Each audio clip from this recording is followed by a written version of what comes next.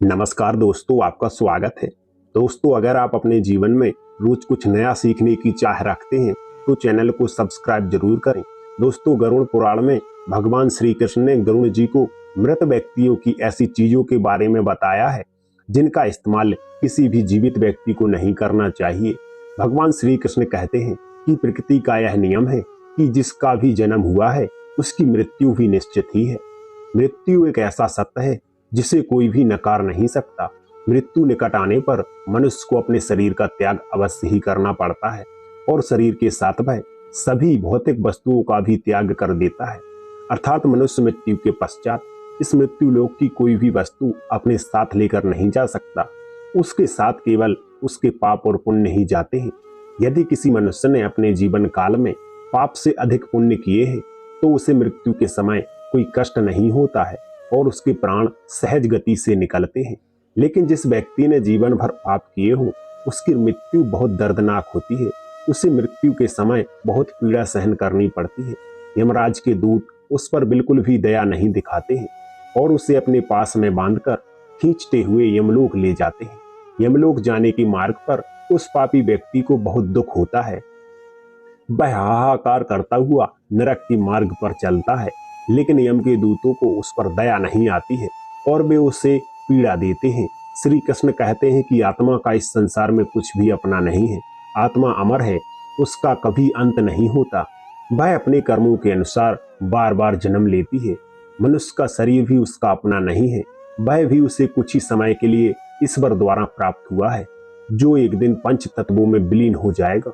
किंतु फिर भी मनुष्य इस संसार में जन्म लेकर कई भौतिक सुखों के मोह में पड़ जाता है। मृत्यु के बाद भी उसका उन वस्तुओं के प्रति मोह नहीं छूटता है। श्री कृष्ण कहते हैं कि जब तक मनुष्य सांसारिक वस्तुओं का मोह त्याग करके संपूर्ण रूप से ईश्वर को अपना नहीं लेता, तब तक वह अलग अलग योनियों में जन्म लेकर पृथ्वी लोक पर ही भटकता रहता है। कभी कभी यह मोह इतना अधिक हो जाता है कि वह मृत्यु के बाद भी इस पृथ्वी लोक पर भ्रमण करता है, अर्थात वह प्रेत योनि धारण करता है। श्री कृष्ण कहते हैं कि यदि किसी मनुष्य की अकाल मृत्यु हो जाती है तो वह भी प्रेत योनि में चला जाता है और प्रेत योनि में वह अपने ही परिवार के लोगों को दुख देने लगता है। कई बार हम अपने मृत परिजनों की वस्तुओं को उनकी याद में अपने पास रख लेते हैं या उनकी वस्तुओं का उपयोग भी करने लग जाते हैं। लेकिन गरुड़ पुराण के अनुसार हमें मृत व्यक्ति की कुछ वस्तुओं का उपयोग कभी नहीं करना चाहिए, क्योंकि इन वस्तुओं के साथ उस मृत व्यक्ति की ऊर्जा जुड़ी हुई होती है।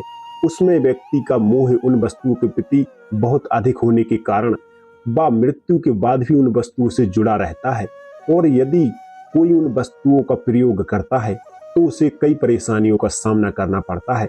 वह मृत आत्मा उसे कई बार कई प्रकार से कष्ट देने लगती है।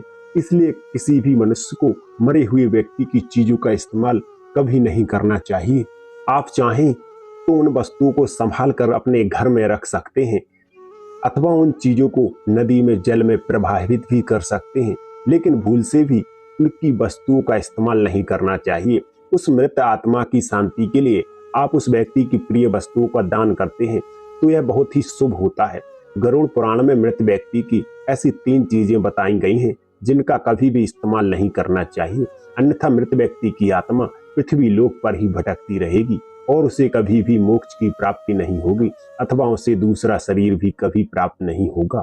ऐसी आत्मा आपको भी अनेक प्रकार के कष्ट देती है। श्री कृष्ण कहते हैं कि जब किसी की मृत्यु के बाद उस व्यक्ति को अगर प्रेत योनि मिलती है तो वह अपने ही परिवार को दुख देता है, इसलिए उसकी वस्तुओं का उपयोग कभी नहीं करना चाहिए।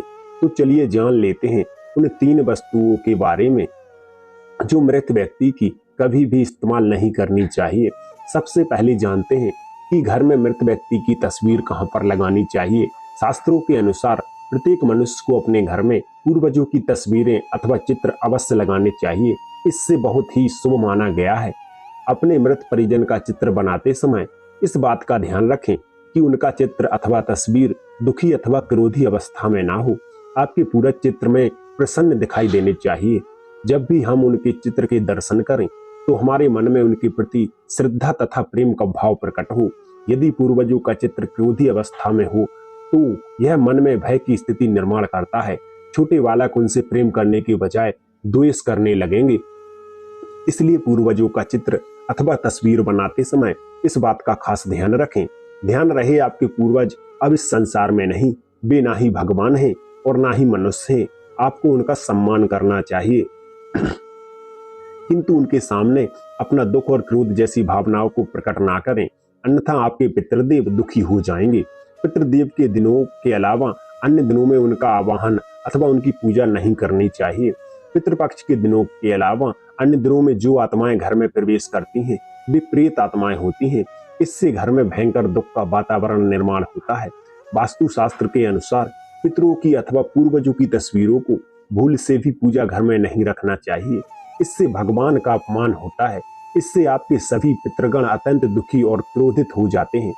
यदि आपके किसी परिजन की अकाल मृत्यु हुई है तो वे प्रेत योनि में चले जाते हैं और पृथ्वी लोक पर ही भटकते रहते हैं जब तक उनकी आत्मा की शांति के लिए नारायण बलि की पूजा नहीं की जाती। तब तक वे प्रेत आत्मा बनकर अपने ही परिवार के लोगों को परेशान करते हैं। ऐसे में आपको उनकी तस्वीर घर में नहीं लगानी चाहिए और पितृपक्ष में उनका श्राद्ध भी नहीं करना चाहिए। पितरों की तस्वीरें सदैव ही उत्तर की दिशा में दीवार पर लगानी चाहिए ताकि उनका मुख दक्षिण दिशा की तरफ होना चाहिए। इसके अलावा अन्य किसी भी दिशा में पितरों की तस्वीरें लगाना अशुभ माना गया है। खासकर ईशान कोण में पितरों की तस्वीरें भूल से भी नहीं लगानी चाहिए। पितृपक्ष में भी पितरों के लिए किए जाने वाले सभी कार्य दक्षिण की तरफ मुख करके करने चाहिए। ध्यान रहे, मृत व्यक्ति के साथ कभी भी जीवित व्यक्ति की तस्वीरें नहीं लगानी चाहिए। साथ ही शयन कक्ष में और रसोई घर में पितरों की तस्वीरें ना लगाएं। आइए अब जानते हैं कि मृत व्यक्ति की कौन कौन सी चीजों का उपयोग नहीं करना चाहिए। सबसे पहली चीज है मृत व्यक्ति के कपड़े। गरुड़ पुराण के अनुसार मृत व्यक्ति के कपड़ों का कभी भी इस्तेमाल नहीं करना चाहिए, उन्हें भूलकर भी नहीं पहनना चाहिए। ऐसा करने से मृत व्यक्ति की आत्मा उस व्यक्ति से जुड़ जाती है जो इनका इस्तेमाल करता है। मृत व्यक्ति की यादें उस व्यक्ति को सताने लग जाती हैं जो उनके कपड़ों का इस्तेमाल करता है, जिस कारण वह व्यक्ति मानसिक और शारीरिक रूप से कमजोर हो जाता है। उस व्यक्ति को अपने मृत परिजन की ऊर्जा का एहसास भी होने लगता है। इसलिए मृत व्यक्ति के कपड़े कभी भी नहीं पहनने चाहिए। व्यक्ति के कपड़े हमेशा दान कर देने चाहिए, जिससे उसकी आत्मा को शांति प्राप्त हो जाती है। दूसरी चीज है मृत व्यक्ति के गहने। गरुड़ पुराण में कहा गया है कि मृत व्यक्ति के गहने भी उसके कपड़ों की तरह ही उसकी ऊर्जा के स्रोत होते हैं। मृत व्यक्ति अपने गहनों से लगाव कपड़ों से भी कई गुना ज्यादा करता है, क्योंकि प्रत्येक व्यक्ति गहने सुंदर, खुद को सुंदर प्रतीत करने के लिए पहनता है। लेकिन जब व्यक्ति की मृत्यु हो जाती है और उसके गहने कोई दूसरा व्यक्ति पहन लेता है, तब मृत व्यक्ति की आत्मा असहज महसूस करने लगती है। वह आत्मा उस व्यक्ति को परेशान करने लग जाती है। आत्मा मोक्ष की राह पर ना जाकर इसी मृत्यु लोक में अपने ही परिजनों को परेशान करने लग जाती है। इसलिए मृत व्यक्ति के गहनों का कभी भी इस्तेमाल नहीं करना चाहिए। व्यक्ति की मृत्यु के बाद उसके गहनों को गलाकर अन्य आभूषण करवा देने चाहिए, अन्यथा उन्हें मंदिर में दान कर देना चाहिए। तीसरी चीज है मृत व्यक्ति की घड़ी। कपड़ों और गहनों की तरह घड़ी भी एक मृत व्यक्ति की प्रमुख ऊर्जा स्रोत होती है। गरुड़ पुराण में घड़ी के बारे में नहीं कहा गया है, लेकिन अनेकों ज्योतिष शास्त्र यह बताते हैं कि मृत व्यक्ति की घड़ी भी उससे जुड़ाव का कार्य करती है, क्योंकि घड़ी उस व्यक्ति के जीवन भर साथ में जुड़ी रहती है और उसके समय का निर्धारण करती है। इसलिए उस व्यक्ति की मृत्यु के पश्चात उसके समय का भी अंत हो जाता है, जिस कारण उस व्यक्ति की घड़ी का कभी भी इस्तेमाल नहीं करना चाहिए। ऐसी मृत व्यक्ति की घड़ी को हमेशा दान कर देना उत्तम माना गया है। तो दोस्तों, उम्मीद करते हैं आपको यह जानकारी अच्छी लगी होगी। वीडियो को लाइक जरूर करें, कमेंट में जय पितृदेव और जय श्री कृष्णा अवश्य लिखें। आप सबका बहुत बहुत धन्यवाद। जय श्री कृष्णा, हर हर महादेव।